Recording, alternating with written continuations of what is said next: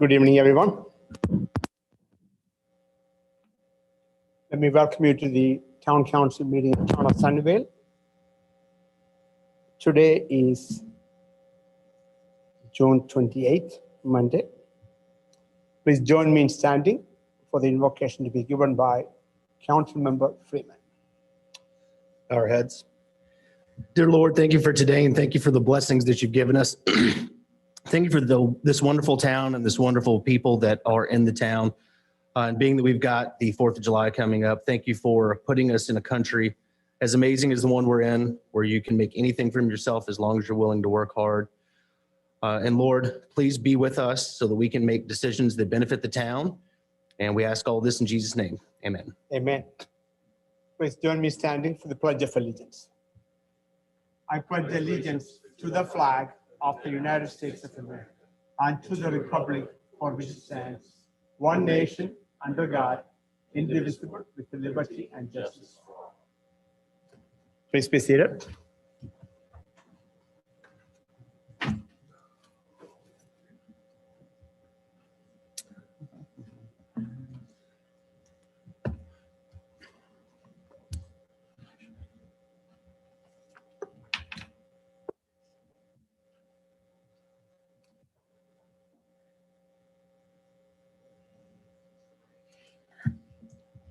At this time, I call the meeting to order. For the record, all council members except Mr. Eldridge are present. With the 6 of the 7 members being present, we have quorum.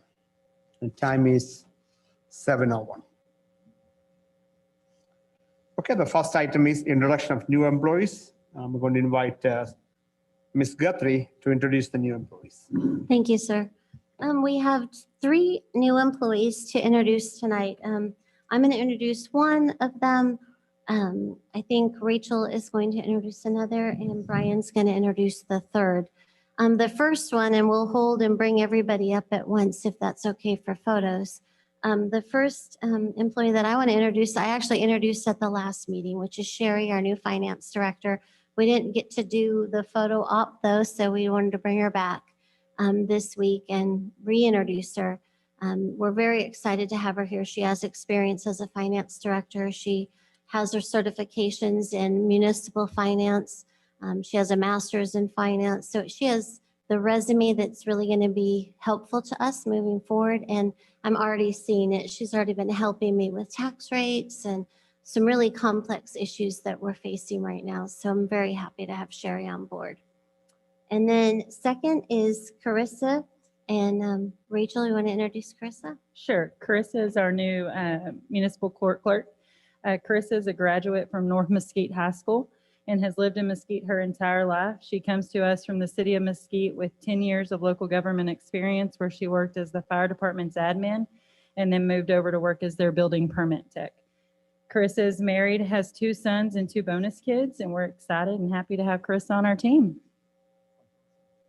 And then third, we have Brian, who's going to introduce our newest public works employee.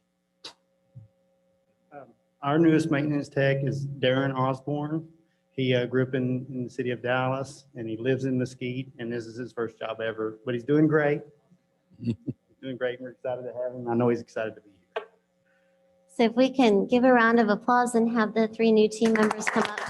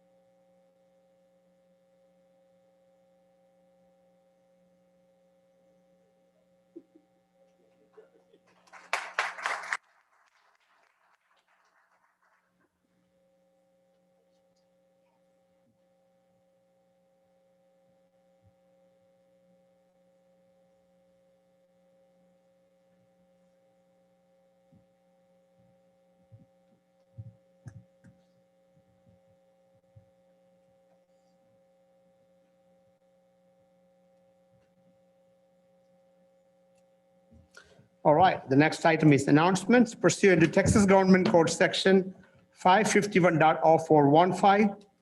Mayor, council, or staff may make announcements. Council, are there any announcements? I've got one. Mr. Freeman? Sunnyfest is going to be this Friday, July the 2nd, starting at 6 o'clock. The buses will start running at 5:45 from the high school parking lot.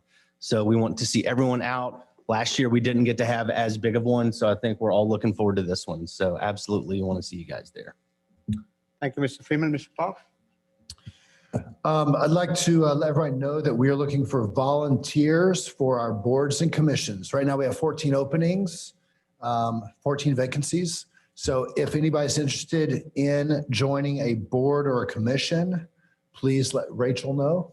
And we would love to have you all involved in our town municipal functions. So thank you very much. Thank you, Mr. Clark. Anyone else from the council?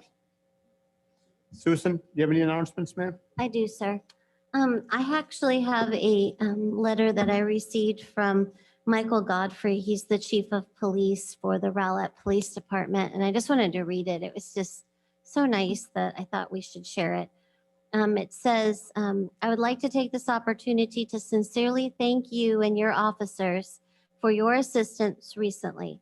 We were investigating a shooting that had occurred in our city when we learned that the victim had been transported to Baylor Scott and White Hospital in Sunnyvale. I understand that you and several of your officers, this is written to Andrew Hawks, the chief of police, in case you haven't picked up on that. It's not me. You and your officers had responded to the hospital regarding this case. I have been informed that you and your officers were able to secure the vehicle the victim was transported in, as well as securing the driver of the vehicle. The Rowlett Police Department criminal investigators who responded to the hospital spoke highly of the professional teamwork provided by yourself and your officers at the scene. They were impressed with the work you had done and the assistance provided. The role you played in securing evidence in this case is essential to a successful disposition. On behalf of the Rowlett Police Department, I wish to express our sincere appreciation both to you and the Sunnyvale Police Department for assisting in this investigation and ensuring justice will be served. So just wanted to share that with everyone.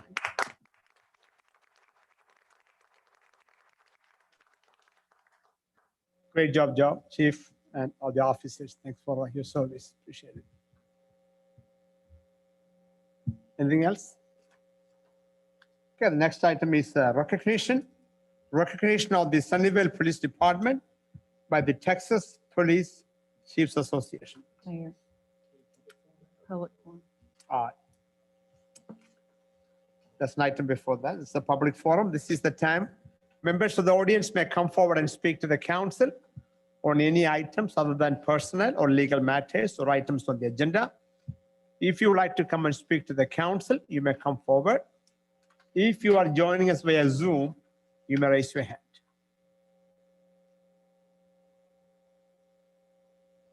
No one is coming forward from the chamber. Erica, anyone raising their hand? No hands raised. No hands raised. We're going to close the public forum. Now we can go to the recognition.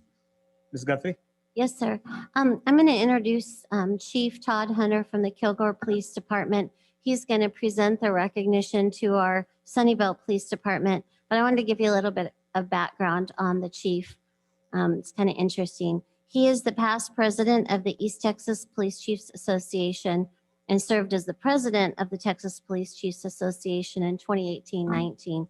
He is the recipient of 2 Medals of Valor awarded to him in 95 and 2011.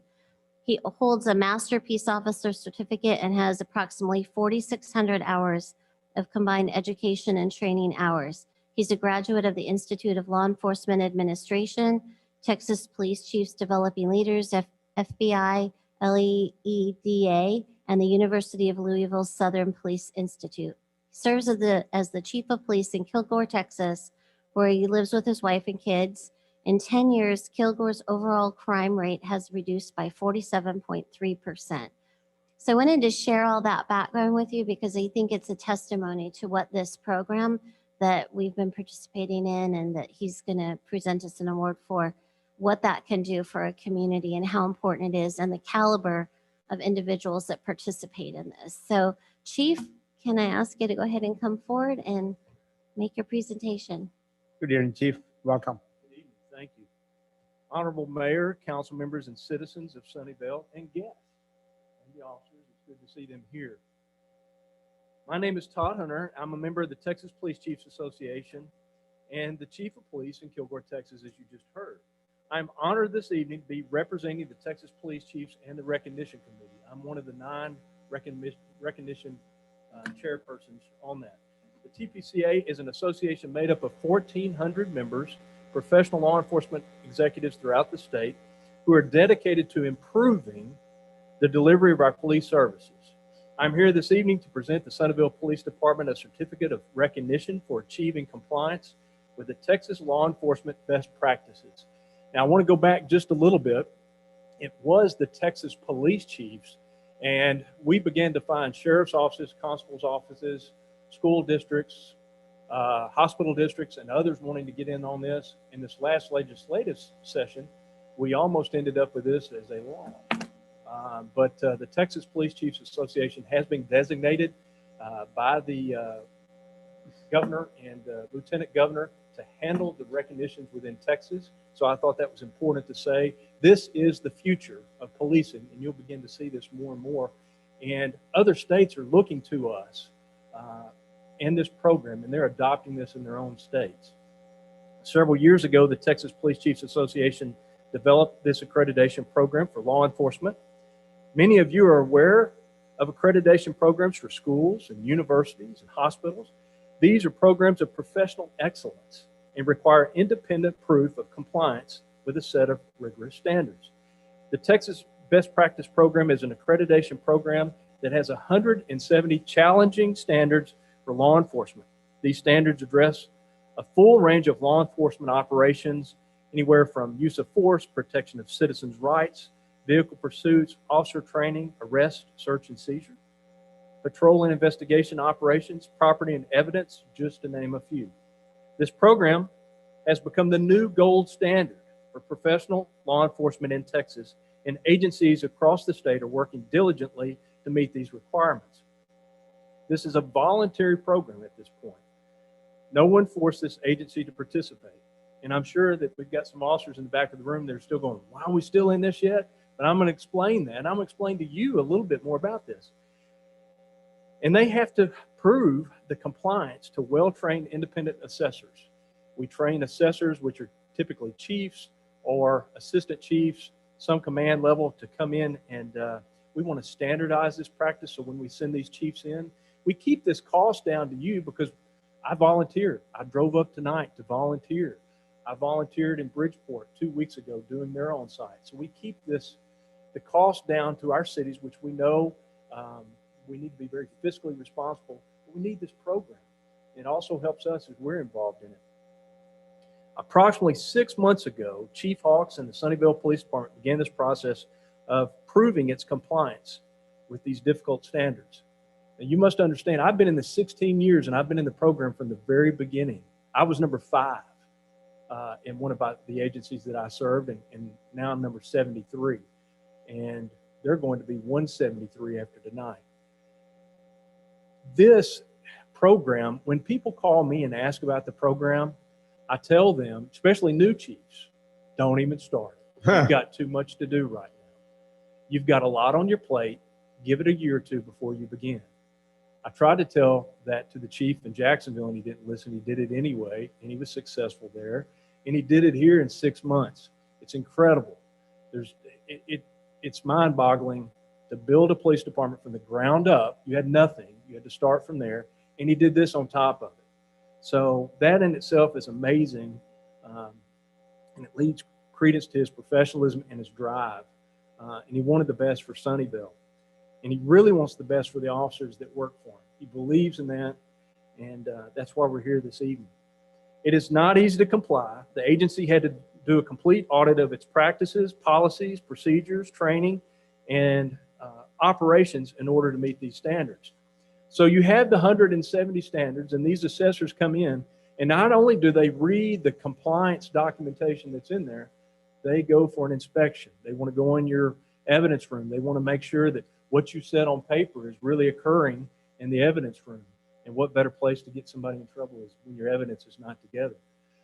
They ride out with officers. They ask the officers questions about the best practices. They look at all the other standards. This process was completed in May of this year with 2 trained assessors. Police executives from other parts of the state made up this independent inspection for the agency. The assessors interviewed staff, inspected facilities and operations, like I said earlier, rode out with the officers, and they ensured that the compliance was being met with all of the 170 standards. The report was then sent to the Recognition Committee, which is comprised of 9 serving chiefs from around the state, who reviewed the report and voted to award recognition status or recognized status to the Sunnyvale Police Department. The vote was unanimous. That rarely happens. And I'm usually the one that's dissenting because I think that we need to meet the standard, and the standard is there. And sometimes police chiefs and departments don't take this very seriously, and they don't need to be awarded that. If we're going to be the gold standard, then we need to meet that standard. So I'm usually that guy, unfortunately. During the process, the Sunnyvale Police Department has proven that it meets or exceeds all standards of those 173 which have been set forth. There are currently over 2,700 law enforcement agencies in the state of Texas. Did you have any idea? 2,700. Of those, only 177 agencies are currently recognized through the program. This evening, we will officially recognize the Sunnyvale Police Department as the 173rd recognized agency in the state of Texas. What does this mean for you? You're probably asking. Tell me a little bit more. The recognition program assures this council and the citizens of Sunnyvale, Texas, that the agency is operating in a manner that reflects the current best practices of Texas law enforcement. Now, this isn't something that we put on the shelf and we think that we've met all those practices. We continue to evolve this program. We've gone from about 159 to 170, and we continue to look at these things. We don't want to grow it too much, but we want to make sure that we're following the best practices that need to be put forth for law enforcement. It means your agency is one of the very best in the state. 173 out of 2,700. A lot of people ask me, what is your biggest? Probably Fort Worth at this point. Dallas has tried to get into it. They would like to get into it. I think they're back into it. We'll try to help them out. San Antonio went through the process, but unfortunately, their association didn't want their officers to wear a vest on the street. So we hope that they come back. But out of 177, your department will be the 173rd because there are some that have come after that, after this report. This certificate will be presented this evening as a symbol of the professional excellence. However, the real value of the program is in the process that they went through to obtain it.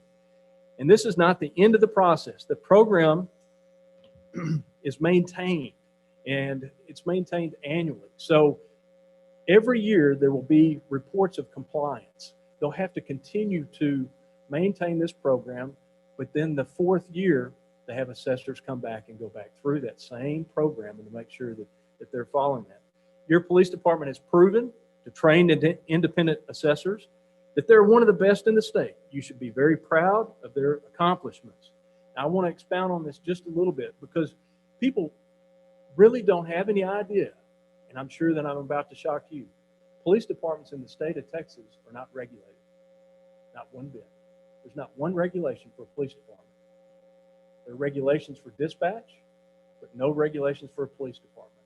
The only regulation that we have is our own peace officer's license that is regulated by the state of Texas, but it's for the individual. It's not for the state. So what do we do for our police departments? That's been the problem, and that's why we're in the shape that we're in. But because the Texas police chiefs saw this issue many years ago, about 18 years ago, and they began this process, and then we put it into full compliance in 16 years ago, we're moving forward. We have about 40 at any given time that are in the process. About 20 of those drop out because it's too difficult for them. Nothing wrong with it being a little difficult. But it is meant for the smallest agency. Muleshoe, Texas was the first one. 6 officers. And now Fort Worth is the largest, and we hope to continue to grow that. But just remember, your police department doesn't have any state mandated regulations, just the officers. But this actually comes in and proves to you, because you need to know, your citizens need to know, are they following the best practices? Yes, they are. They're following them, and they did a great job. And I've never seen anybody do it in 6 months. So, Chief Hawks, will you please come forward?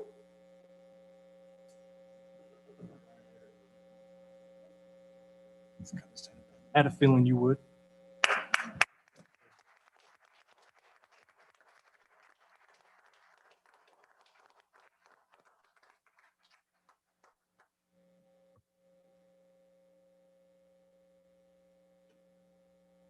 Afterwards, I'll be out in the hallway and recruiting about 3 guys. It's real little fighting.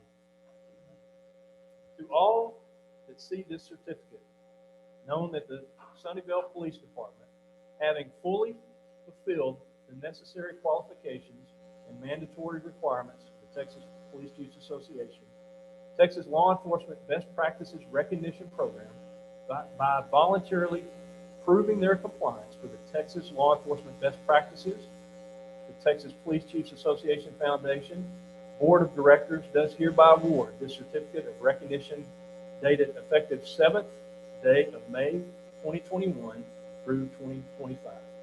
Congratulations.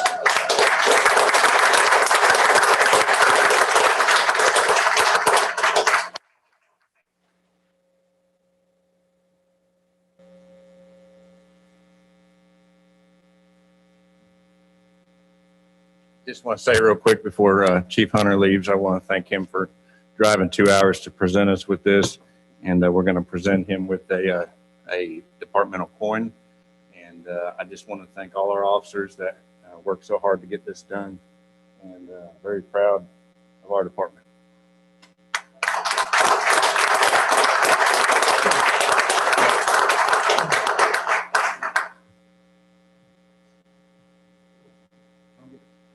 Here.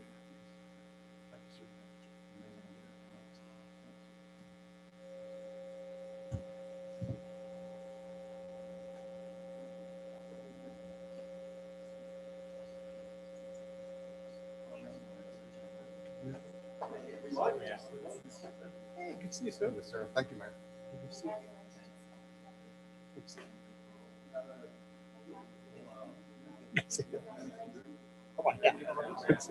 So who's going to come?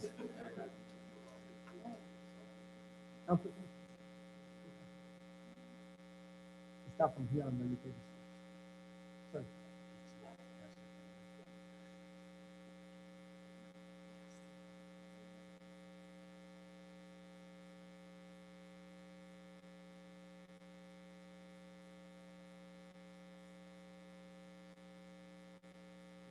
Got it?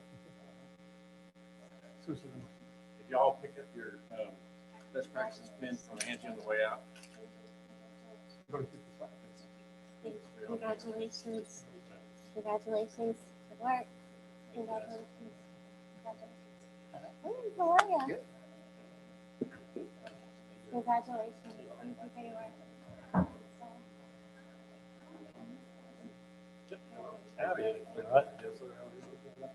Thank you, sir.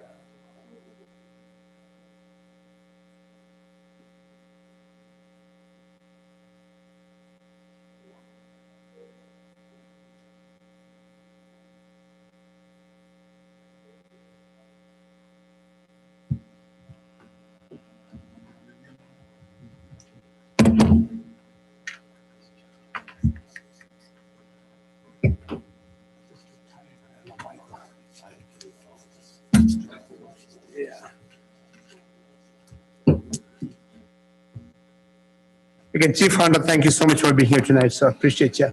Chief Hawks and team, great job.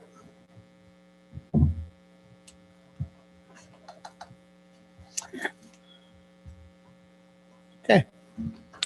Moving on to the next item on the agenda, consent agenda items. Council, we have 4 items. Item number 3, 4, 5, and 6 on the consent agenda tonight. Would anyone like to remove any of the items from the consent agenda? If not, can I have a motion? A motion to approve consent agenda items 3 through 6. Second. Motion made by Mr. Freeman, second by Mr. Clark to approve consent agenda item 3, 4, 5, and 6. All in favor signify. Motion passed. 6 of Mr. Eldridge is absent. Go take care of it, Derek. Okay, moving on to the discussion action items. Item number 7, discuss, consider, and act upon the capital improvement plan, CIP, to be adopted for the year 2021-2022 budget year. Love you, Ms. Guthrie. Yes, sir. Okay, we have the PowerPoint up. So just the very first, go to the next slide. I just wanted to touch on, as you know, this process relies heavily upon a citizens committee.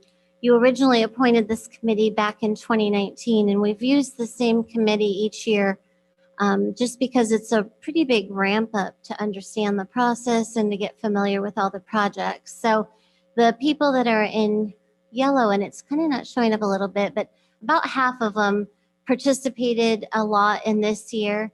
But I think by next year, we're probably going to need to add some fresh people, keep some of the people who've really participated a lot, but probably refresh the group a little bit just to have enough people so the burden's not on such a small group. Go ahead and go to the next slide. So our methodology was adopted back in 2019 and was really based upon our comprehensive and our strategic plan. And you kind of see how it's mapped out here. We have particular criteria that we rank on: transportation, circulation, public safety, existing infrastructure, balanced growth, quality of life, regulatory compliance, external funding, impact on operational budget, and timing and location. So some of those are goals that are in our plan, and then some of those are technical ranking elements, and you can see that it's weighted. So we have this huge spreadsheet that we put all of the scores into, and it comes out to a CIP score. If you can go to the next slide, please. So this is a timeline of what we did. It was a little bit abbreviated this year just because we didn't make a tremendous number of changes to the actual project list. So it allowed us to move a little bit quicker. But you can see here that the beginning of the process in blue is really where staff got together, where staff kind of reviewed, do we have any new projects that we need to add to the list? We then got together after that and we ranked them. And it was a painful experience for the leadership team as a whole because it's really pretty in-depth scoring. And we made the whole leadership team be there, even those who weren't as interested as in others, so that everybody could learn how the process worked. Then from there, we entered it all into the scoring matrix that we just went over. And then we moved into kind of the pink area where we met with the committee. And from there, we held 2 meetings with the committee this year, where in past years, we've held probably 4 or even more meetings. But the reason it was fewer was because we didn't have a lot of new projects. They had already been familiar with a lot of the existing projects. So when we met with them, we reviewed the methodology. We went back over projects, particularly new projects, reviewed the old projects, and we discussed project financing. We always like to refresh on that, particularly when there's been a legislative session, because things can change. We presented the staff ranking so they would know how staff was feeling about the projects and what our voting results were. And then we took a week off and they had an opportunity to tour projects themselves. So we told them where they were. They had maps of locations. They could go out there and see them. In past years, we had done a tour with them. We rented a bus and took them, but because there were so few new ones, we just did this. In the next meeting, we then did a voting exercise with them so that they could rank that they saw fit. And then in the final, the purple segment is really where we focused on kind of racking and stacking all the data we had and coming up with the actual plan, which is required by state law. Okay, next slide. From this, we came up with the top 5 projects that the committee rated. So when we get to the 5-year plan, you'll see where staff's rankings come in. but these were truly the top 5 ranking projects from the committee and what our suggestions are, how we move forward with these. And there is overlap. Some of these were also on the staff's top 5, but it's a nice balance between the two. So the number 1 project that they recommended was intersection improvements. We have this project as a budgeted cost of $2 million. However, there's some vagueness to what this is. And so the recommended action that we're recommending is that the engineering and public works staff get together, prioritize these, determine the opportunities, and then see how we can work these into our DMAIC projects to see if we can knock some of them off as part of this. And Brian and I actually talked about one today that we think we might be able to do that with. So this needs a little bit more fleshing out.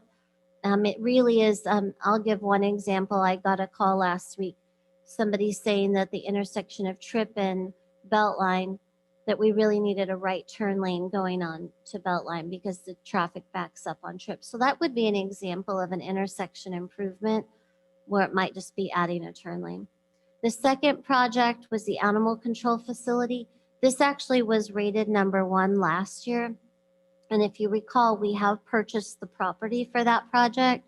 So what we're recommending in this fiscal year is that we designate approximately $100,000 to start design of the facility, because you know design will take a year.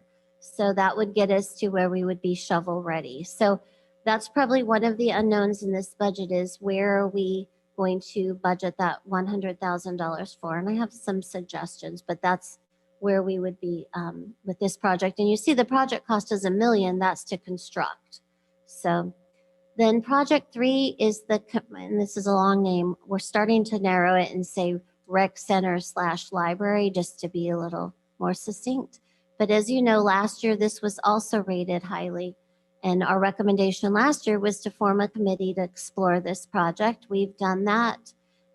They actually are now at the point where they're recommending that we hire a consultant to write an actual feasibility and a plan that would probably lead us into a bond election to see if the community really wants to move forward with this project. The proposed budget is between $8 and $15 million, just depending on the scope and scale. So what we're recommending is that we budget approximately $50,000, and that was just an estimate, to do a feasibility and scope study during this next fiscal year. We did make a request from a nonprofit for that funding, but we got denied. So right now we're proposing that we take it to the 4B and ask them to fund that if they're able to. So I think Burton's planning to do that in his next meeting. And then we'll bring a revised budget back from 4B because you will have already seen 4B's budget. So we'll revise it. And, you know, we do that as we move towards adoption. So that's the next step in that process. I did check on if we, one of the council members had asked me if we can do bond elections in May along with our general election, and we can do that. So there was some bills that would have precluded that were in the legislature, but they did not pass. So that's where we're at with that project. The next project was ranked number 4 is the Riverstone Pump Station at a very estimated cost of $8 million, and you'll understand why. What we're recommending is $25,000 be budgeted through the Water Impact Fund. So we do have that loaded into that budget to do a study to determine the scope of the project. So that's why I say very estimated cost, because until we do the scope study, we won't know really what the cost is going to be. This is to determine how big the project needs to be and what equipment needs to be included, how big the tank needs to be, and also we'll be expanding our pump building and adding additional pumps. Look at all that. And this is to remain in compliance with TCQ regulations for the growth in our community. The 5th highest ranking project was Collins Road Phase 2, which you all are familiar with. We recommend moving forward with design of a portion of the project this next year. $450,000 was budgeted in this prior year and was as a result of a CO. For for the design, but it will roll forward at the end of this year because we won't have used it. So we'll still have that funding available. And then we've applied for 450,000 through the COG for the design. So that'll be matching funds. And I sent you a memo recently that that process has moved forward. So we're in the middle of doing the AFA on that. And then you know that we got $1,060,000 was awarded to us from the county for construction of this project, and it has to be used in 2023. So that is perfect, that if we get it designed this next year, we could then take advantage of that construction money. Additionally, there's about $600,000 from the pedestrian underpass escrow account that can be applied towards this project. So that's our plan of action moving forward on the top 5 projects. Are there any questions on this slide before I move forward? This was on the Collins, what is the 450 is the design cost? No, the design cost is about $1.3 million. So right now, between those two sources of funding, we'll have $900,000. So our proposal is to go ahead and award the contract and begin designing between the roundabout and Stony Creek. Is that what we decided, Nance or Stony Creek? So either Nance or Stony Creek, just depending on what how much they want for that segment. Get that started. So we're, eating away at our Trying to stay year. within the 900,000. Yes, sir. We believe that that would be in the 900,000 range. And then we have a couple other sources of funding, but we need to make sure other projects wrap up so that we see what's left in those accounts. If there's money left, then we could continue all the way to townies. If there's not, we could stop. So it kind of gives us that flexibility, but that's my recommendation on that. Okay. Next slide, please. So the law requires that we do a 5-year CIP as part of your annual budget. So this is actually laying out all the projects that we have and plugging in years when we feel we are going to do them. So if you look where the double bars go down the middle of the page, that's this year. And so you can see where the projects that were in the top 5 are plugged in financially. And then you can see on the next slide, the same thing for the water fund. So on the water fund, you see the Trip Road Sewer project. Although that wasn't in the top 5, we did program that this year because of the synergy with the fire department project. If you recall, during your budget retreat, we talked about that. So we felt it was important that that happened this year with that fire department project. And, it'll be partially design, partially construction. So it probably will merge over into the next year. But you can see like all the oranges. So what we've started doing is breaking out major projects into the 3 phases. You see the scope study, you see design, and you see construction. So it kind of spans over a 3-year window. So when we get close to projects, we'll start doing that just so that we, are looking at each phase. And honestly, we're trying really hard to try to get design done before we go to issuance of debt, because there's such a room for changes in costs. Like we've talked about the changes in cost in the fire department, where we borrow the money up front to do design and construction. And once it's designed, by the time we get to construction, costs have changed. And so we're going to try really hard to let this flow out in this way. So that's our 5-year plan for general fund 4B and for the utility fund. And I'm happy to answer any questions. And this, basically those 2 last charts is what will be adopted as part of your annual budget with any changes you have. Council questions or discussions on this topic? Quick question, Please, Susan, yes. on the funding for the rec center study. Will that 50,000 come out of the general fund? So right now, as you know, we applied for a grant through a nonprofit, and we did not get that grant. So our proposal right now is to request the study out of the 4B budget for recreation. And so we've got Burton is getting a legal opinion just to make sure there's no problem with that. And if that's the case, then it would not come out of general fund, it would come out of 4B for the study. And then if we chose to move forward with it, at the end of that, our recommendation will be to go to a bond election with the public to see if they're wanting to move forward with that project or not. And if we can time everything correctly, which our goal is to do so, we would go to that election in May. Yes, sir. Susan, maybe this question maybe into details, maybe. If and when we go for a bond election, can 4B recuperate that $50,000? I believe the answer to that question is yes. I think we would need to make sure we set it up like that and request it at the time, but I believe that's, Sheree, do you have anything contradictory? Okay. I believe the answer is yes, sir. I'm not suggesting we do it, I'm just asking the process, that's all. Council, additional questions or discussions on this topic? Okay, Susan, that's all on this one, right? This Sajid, is- yeah, I'll just Mr. say- Clark? Yes, sir. I just want to thank everybody that participated in the CIP process. It's, it was not very exciting and glamorous work, but thank you everybody that participated in it. Very much so. I appreciate it a lot because we couldn't do it without the council members and the community members who participate. And sir, I do need you to take action on this tonight so that it's adopted, and then we'll roll it into the budget. Okay. So let me open up for public comments. If any, I'm sorry, Mr. Egan, sorry, sir.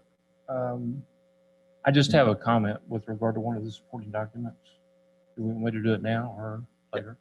Go for it. The project D6, project details of D6, and it's a minor thing, but I just want to be sure it's corrected because it could real easily mess somebody up. We've got it indicated appropriately in both all the charts and everything so far, $1 million. But in the table for the project cost, it says $100,000. Yeah, And I it think is it'd be the $1 million. important. Yeah, I think it'd be important that we make sure that it's more of a typo than it is anything, but it can really mess somebody up if they're following the details. Thank you for Do you know catching that. which page that is on? Yeah, it's the Dalview East drainage. So he's correct on the charts and all the rankings. We have it correct.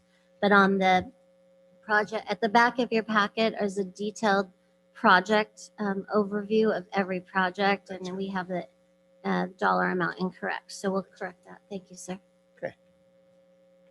Did I miss anybody? Any additional discussions on this topic? Okay, let me call public comments at this time. If anyone from the members of the audience would like to come forward and speak to the council on item number 7, please do so at this time. If you are joining us via Zoom, you may raise your hand. No one is coming forward from the chamber. Erica, anyone raising their hand? No hands raised. No hands raised, so I'm going to close the public comments.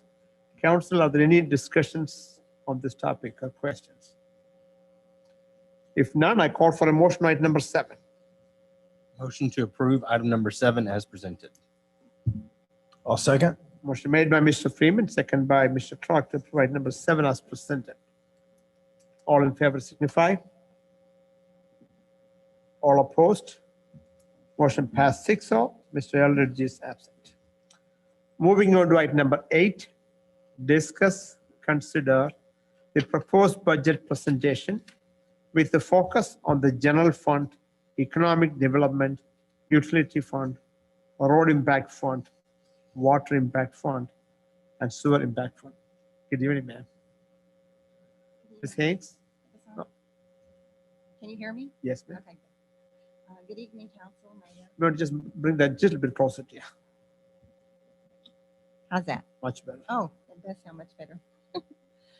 Yes, we'd like to present the proposed budget tonight for the General Fund, Economic Development Fund, the Impact Funds, as you mentioned, and the Water Fund. If you could move on to the slide for the General Fund Economic. There we go. For our assumptions that we had for this particular budget, current year budget to fund town council approved projects to enhance economic development in the town. That's for the current year. Also in the current year, the budget includes a budget amendment for the road and street DMAIC. Any lapsed appropriations for budgeted projects will roll into the 21-22 budget year if not fully expended in the current year. And we anticipate a roll forward of at least 1.3 million. Next slide, please. If you look at this particular schedule, you'll see the budget amendment is the line item number 1 for the reconstruction. And then we have already expended the land acquisition of 500,000. Next slide, please. Onto our water fund. These are the assumptions that we had for the water fund.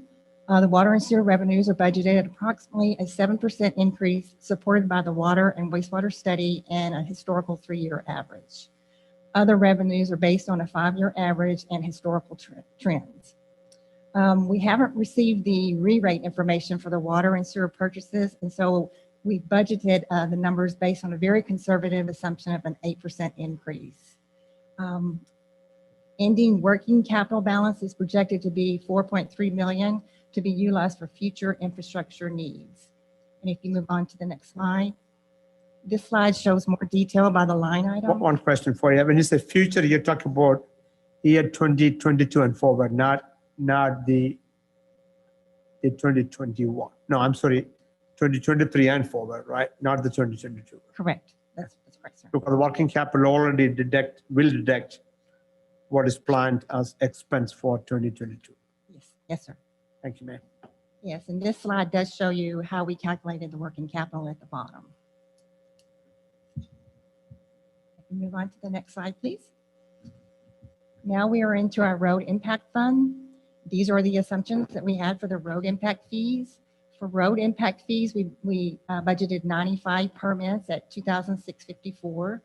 The road impact fees are currently funding a portion of the Collins Road Phase 1 intersection improvements, and we didn't do any budget assumptions made for commercial impact fees. Also, part of this fund is the Stony Creek mitigation fees, and those fees is currently funding a portion of the Collins Road Phase 1 intersection improvements and the Hounsell Road project related to the Sunnyvale ISD expansion.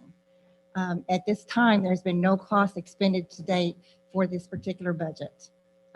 They're using other funding sources. The fund balance budgeted to be 1.3 million, assuming the Collins Road and the Hounsell Road projects utilize this funding source current year. Ms. Guthrie, can you remind me what is this Stony Creek mitigation fees are? So So the impact fees are that's different. it was part of the PD for Stony Creek. They were asked to pay a particular amount of money per lot. And so they accumulate though in the impact fund account. There's a separate line item. And so that's what it's for. But in that PD, there are very specific uses. So we have to be very cautious about that.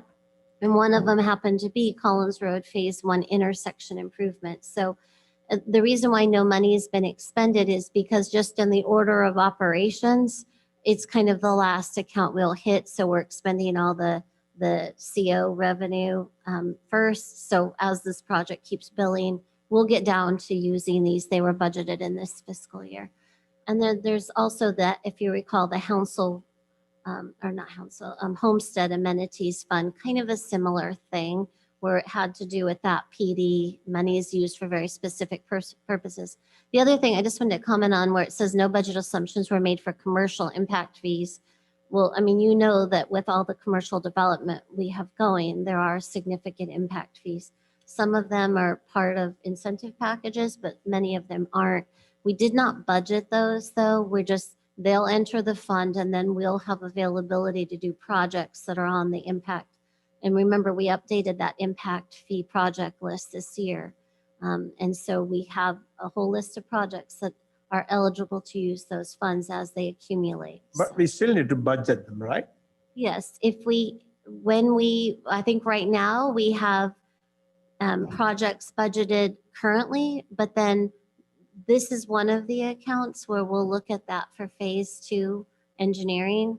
If remember, I said when we get to the end of some of these projects and there's money still there, then we can look at what do we want to use them for next. So will we go into a budget amendment at that time? If we need it in the middle of a budget year, most likely we'll be in this process next year by the time we get to that point.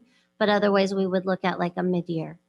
Okay, so you're talking about 2023 budget cycle. Yes, sir. Okay. Or the mid-year of 2022. But I think we want to see kind of what accumulates. We don't want to assume money is going to be there that doesn't end up being there. So, So very conservative budgeting. yes, sir. Yeah. Very. Next slide, please. And here is the detail for the summary of the road impact fund details. Any lapsed and appropriations will roll over into the new budget for 21-22. And then we will move on to the water and sewer impact funds. Again, these are our assumptions that we had for this particular fund. We are planning to budget for 95 permits at $2,686 for water impact and $473 each for the sewer impact. Currently, the current funds currently fund the debt associated with the water line improvements at the US Highway 80 and Collins Road Bridge. But we've also identified this fund as a funding source for the improvements to the Riverstone Pump Station. And we plan on doing a study to determine the project schedule, which will be budgeted for 21-22. In this particular fund, we made no budget assumptions for commercial impact fees, and we're thinking about the ending fund balance is to be budgeted at 2.1 million. Next slide. And this is the detail for that particular fund. At the next slide, please. Mayor, I've got a quick question. Mr. Egan? Susan, we're currently funds the debt associated with the water line improvements at the Highway to Collins Road Bridge. Is that for when we rebuilt the bridge? And how much time do we have left on that? Okay, that's fine. When Eric Maha came during the budget retreat, he gave us that chart that had every one of them. Yeah, I just don't remember off the top of my head, sir. But I can get that for you easily. So at the end of your packet, you should have all the ENCO detail reports for each of those funds that you can look through. And if you have any questions, I will be glad to answer them to the best of my knowledge. Council, any questions or discussions on budget items we discussed? I have a question just more Mr. Freeman? general on the water fund. I know that our water at this point is, take or pay 5 years, and we're trying to get that to an average and whatnot. Driving by, it's funny because we're talking about Highway 80 next. Driving by Highway 80 at one of their concrete stations, they literally had a water faucet that was just running and running and running. Now, it was not in Sunnyvale, but we do have a concrete station that's in Sunnyvale right here. Is that water also going to be considered? And when we're putting these numbers together, because it's kind of a one-time thing that we're going to have for 9 months, but yet it could increase our take or pay amount significantly. So, let Brian comment on the water running. It could have been flushing the line on their side, right? Talking about a contractor that TxDOT would utilize. Our policy, they have to purchase that water through a hydrant meter, just like everyone else. They cannot just take. Sure. However, if we Yes. use a lot of it, then it could push our take or pay number up Yeah, significantly. most definitely. And Good, absolutely. Okay. And honestly, it was not in Sunnyvale. It was one of the other concrete sites off the 80. But as I was driving by, because ours, we have very limited view as to every bit of that one was like wide open. And they literally had the water just going and pouring out. And I was like, given our current situation with water and how that could work, that could drastically impact us as far as a take or pay type of situation. well, and it is true. We talked about the big water line break that we had. Yep. That'll add to our take or pay. During Stormageddon, I actually contacted North Texas afterwards and asked, hey, we had all these people that had broken lines. Are you guys going to do anything to recognize that as part of take or pay and not raise our take or pay? So, there's always these moving parts. And we did a really pretty deep dive on our rates because I was concerned. It's been, I think, almost 4 years now since we did our rate study. We have a request into the person who did that to update it because of the change in take or pay. If you recall, last year at the end of the fiscal year, we had a big bump up in our take or pay. And I wasn't feeling confident that we had considered that in the rate study, and I was concerned. So we did reach out to them. we were reassured that it was considered in the rate study. And then Gretchen actually did some modeling where we used our new take or pay amount and backed into the rates and backed into how much we're using. And we're actually looking pretty good right now. Like I don't have any red flags at this point. And from that, we felt really confident that we're budgeting the right numbers as well for this next year. But I think it's important that we spend the money. It's about, I think it's $25,000, less than $25,000 to update that study to make sure that we're, raising rates at a rate that's going to cover our infrastructure and our growing water use. And yes, we are in the middle of all of the customer cities are in the middle of a process to renegotiate those contracts, and they're right there with us, but it's a very slow transition to instead of going to your peak year to going to a 5-year average, but that will help us in the long run. Brian, you want to add anything to all that? Got it. I mean, we are going to approach our take or pay as we continue to grow. We're on track to get to that number again this year. I have two questions. Are you done with your questions, sir? Thank you all. Number one, take or pay is once, it's a 12-month peak or it's a 5-year?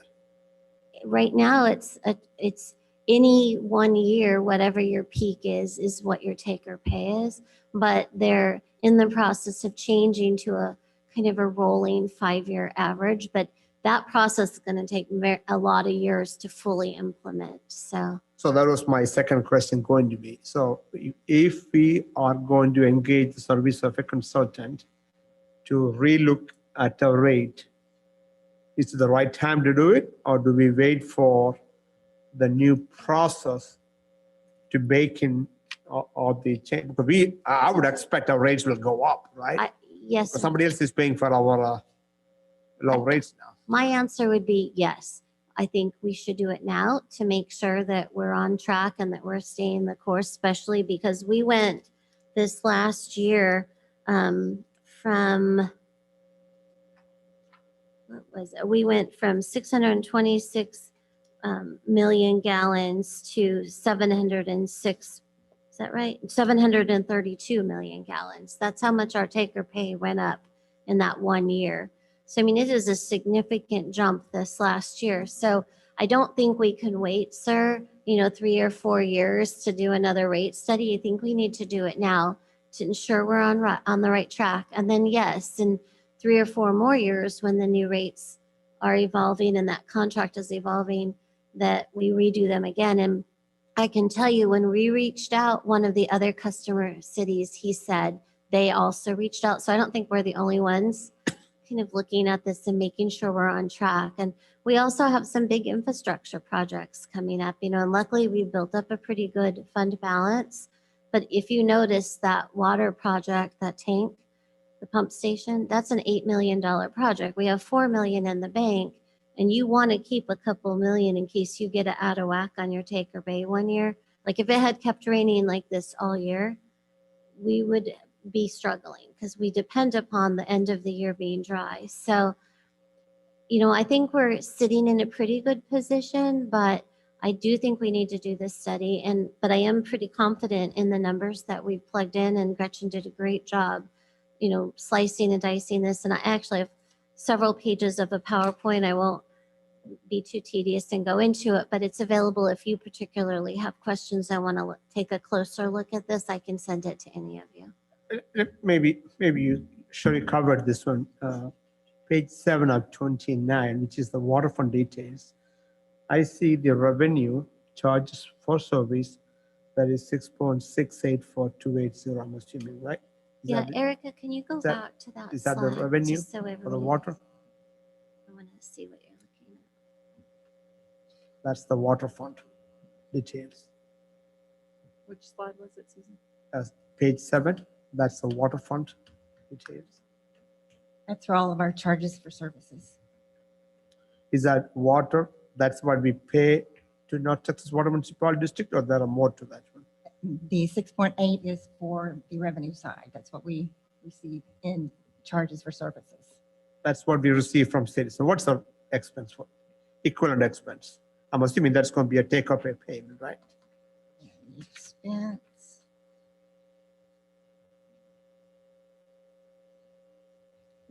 the expense is 4.5, but there's other items in that particular line item. So it's not On just the water. revenue line item or the expense line item? In the expense line item, in actual both. When you look at the revenue, you're going to have your water, you're going to have your sewer, you're going to have all the other charges for services. And then when you look down at contractual services for the 4.5, you've got the same scenario. You've got water expenses and you have other expenses for the sewer system. The details in the ENCO report would probably help. I can explain to you further with those reports. Fair enough. I respect that. Yeah. I was just trying to simply make one point, right? So our revenues, it's not too bad. I said the revenue is not too bad, right? Yeah, 6.7 revenue and the expense is 5. I'm assuming, we pay for all the infrastructure, everything. I get that. Yep. I get that. Yeah, you have all the staff expenses, Sure. all the line maintenance, any breaks. I mean, there's a lot of overhead to that, but also you're increasing your fund balance for these future capital expenditures. So Okay. Okay, got it. One more question, and this is, I apologize. So revenue 6.7, expenses 7.2. So depreciation, working capital, is the majority of that depreciation and bad debt. I mean, that is mainly depreciation. Yes, sir. It is. Okay. So operating expenses, we're spending less money than we're bringing in. Yes. Just looks different because of depreciation. And okay, got it. Thank Exactly. you. Say it again.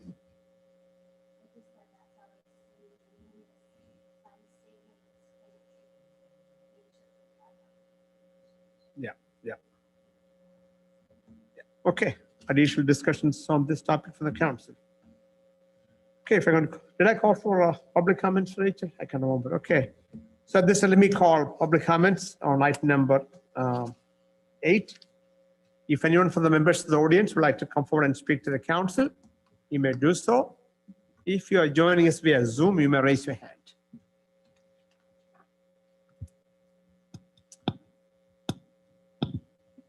No one is coming forward from the chamber. Erica, anyone raising the hand? No hands raised. No hands raised. We're going to close the public comments. Susan, there are no actions at this time on this one. This is continuing budget discussion, right? yeah, that's correct. And on that first slide in the PowerPoint, you saw where we're at in the whole litany of presentations. So I just really want to stress to the public that at any of those points, you can have input into this process. So that's why we try to break it up into manageable pieces. So I think this process is great, at least for me. I like the top level summary and then details for Jonathan Freeman, not for me. Susan, item number, next one is item number 10, receive an update. Thank you. Item number 9, provide a status update for the ongoing Collins Road project between US 80 and Tripp Road. Charles, how are you, sir? Good. Sorry, having a mic switch out there. Good evening, Mayor and Council. This came up at the last council meeting, and staff wanted to circle back and provide some additional information on the next steps for Collins Road, particularly what's to be expected over the next month or so. So just kind of where we're at now. Last week, the contractor GTI focused on the lime and cement stabilization for the subbase. We talked a lot about that through the DMAIC process, but that's important for making sure that the road stays in a good condition long-term by basically solidifying that subbase. That work is now complete. They managed to do that last week while it was relatively dry.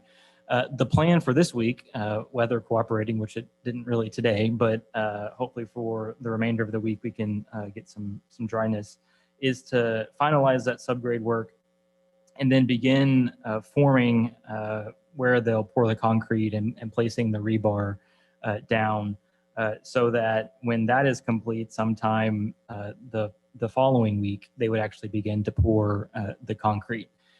During the forming and the rebar laying and obviously the concrete pouring process, we'll have to coordinate with the property owners along Collins, including ourselves, to close down driveways. When possible, we'll close half the driveway, so at least they have one lane to access it. But for sometimes we will have to coordinate with our neighbors, and for the property next door, because they share a driveway with the bank, they have two access points, so that's a little easier.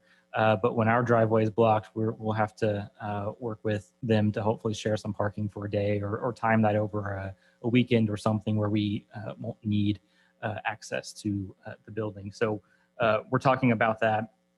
And then, so once the concrete is poured, again, hopefully in about 2 weeks, for the rest of July, they'll continue pouring the pavement. They'll install the sidewalks on the western side of the street. The eastern sidewalks are already in. They'll place the railing over the culvert next to the creek down here. That has to be formed. And then put out all the pavement markings and safety features that are required of the road. And if all goes according to plan, and again, weather permitting, all lanes should be opened for a travel in early to mid-August. So that's where we're at. Happy to answer any questions you might have.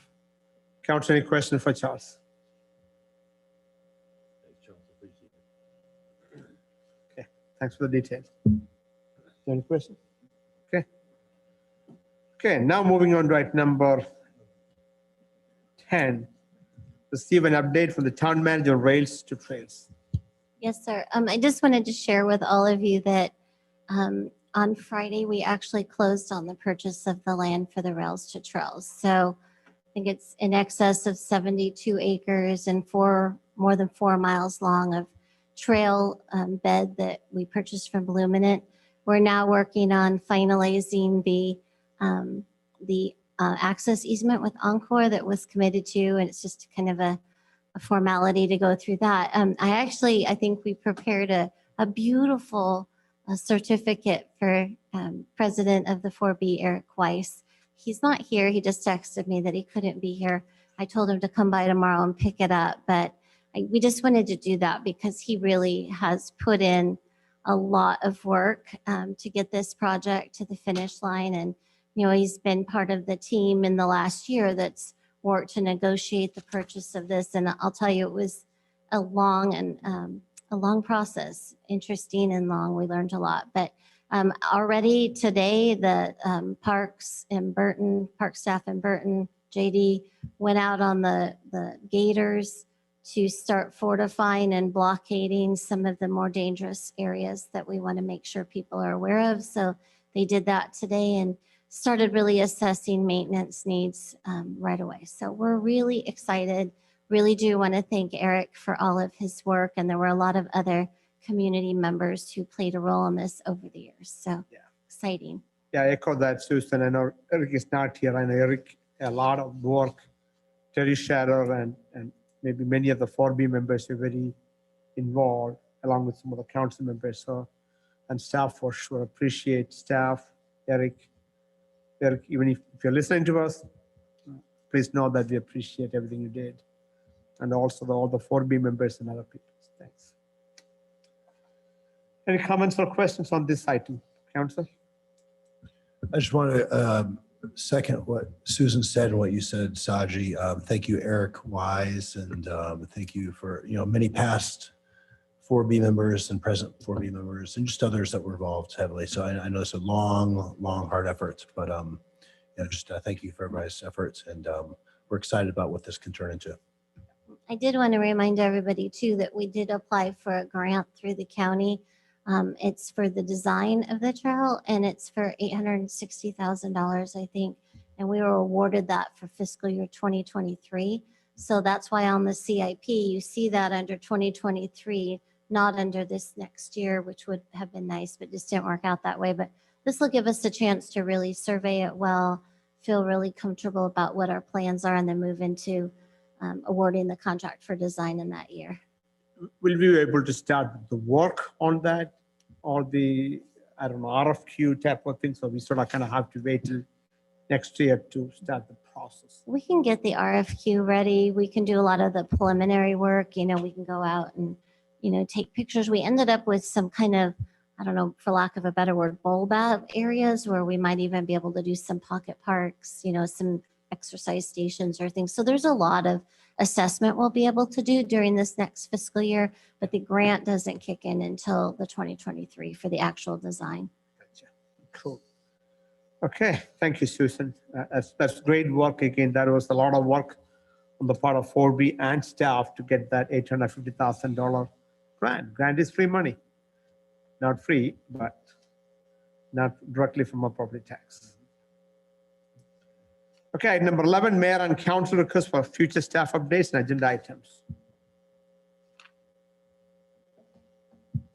Mr. Clerk? I just have a comment. I just want to say thank you, Chief, for all your hard work. Going back to what we were talking about earlier. So thank you for all your hard work in getting us that award and setting up a great police department with great policies and striving for excellence. So thank you very much.